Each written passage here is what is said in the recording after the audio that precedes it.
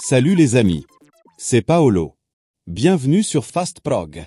Nous allons voir ensemble l'exemple d'un raccordement d'une paire de photocellules DXR20 ou DLX30 et d'une paire de DXR10 BAP en série sur la ZM3E. Ce cas de figure peut se présenter si votre installation comporte plus de 3 dispositifs de sécurité, puisque c'est le nombre d'entrées disponibles sur la ZM3E. Cette configuration ne vous permettra pas d'associer un mode différent aux paires de photocellules qui seront branchées en série sur la même entrée. C'est-à-dire que si vous choisissez par exemple que l'entrée CX soit configurée en mode C1, alors tous les dispositifs de sécurité branchés en série sur CX auront le même fonctionnement, la réouverture durant la fermeture en cas de passage entre les cellules. Je vous expliquerai ensuite comment les activer sur la carte de commande ZM3E. Pensez toujours à mettre hors tension votre automatisme avant toute intervention sur la carte de commande. Voici représenté en haut le bornier de la carte ZM3E. Plus bas à gauche, la réceptrice RX et à droite, la cellule émettrice TX de la paire de cellules DXR10 BAP. Plus bas encore, la réceptrice RX et à droite, la cellule émettrice TX de la paire de cellules DXR20 ou DLX30. Positionnez le switch 1 de chaque cellule d'une paire sur ON. Il est préférable de ne pas poser les RX et les TX du même côté afin d'éviter que les émetteurs et les récepteurs des différentes paires n'interfèrent entre eux. Je n'ai pas représenté les cellules de cette manière sur le schéma pour faciliter la compréhension du câblage. Vous n'êtes bien évidemment pas obligé d'effectuer ce câblage dans l'ordre présenté maintenant. La borne 2 de la ZM3E doit être raccordée à une des bornes out de la DXR10. L'autre borne out ira à une borne out de la réceptrice de la DXR20 ou DLX30. Puis l'autre borne out de cette dernière se raccordera à la borne CX, CY ou CZ de la ZM3E.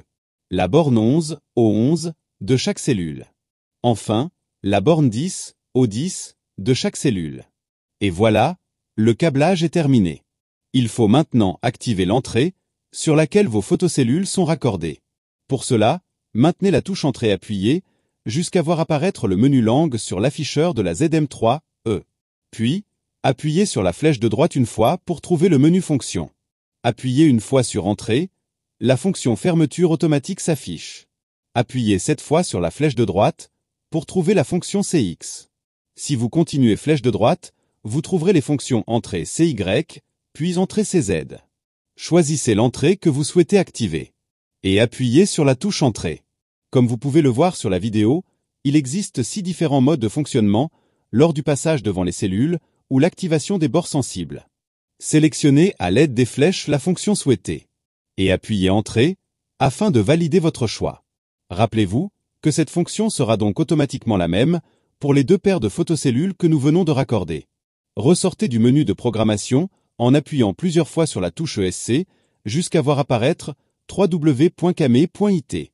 Si www.came.it ne s'affiche pas et qu'à la place, la carte signale un défaut de sécurité, pas de panique. Assurez-vous que rien ni personne ne se trouve entre les photocellules, que l'alignement des photocellules entre elles soit bon et que la pile dans la cellule TX ne soit pas défectueuse et bien positionnée. Voici en vidéo la signification des voyants LED des deux paires de photocellules, dont celle vous permettant de vérifier l'alignement. Contrôlez la présence de tension entre les bornes 10 et 11, elle doit être d'environ 24 volts alternatifs. Revérifiez à nouveau le bon câblage. En dernier recours, si après tous ces contrôles, le défaut persiste, alors le test le plus efficace consistera à débrancher les photocellules, les décrocher des piliers, de les apporter à proximité de la ZM3E, de les espacer de 1 mètre l'une de l'autre et de les raccorder avec des fils apparents uniquement.